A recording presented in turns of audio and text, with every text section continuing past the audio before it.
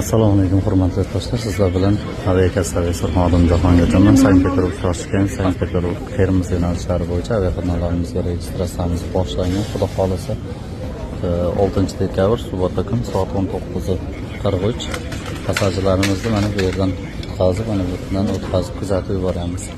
Bemalol murojaat qilaverasiz, aviaga qo'ldan kelgancha xizmat qilamiz, qo'ldan kelgancha yordam qilishga harakat qilamiz. Faqat biz ko'rsatayotgan maslahatimizni o'zingizni plyusingiz uchun ko'rsatamiz har doim. Iminni men bo'ladigan bo'lsam, iminni mendan bilet oladimi, olmaydimi farqi yo'q.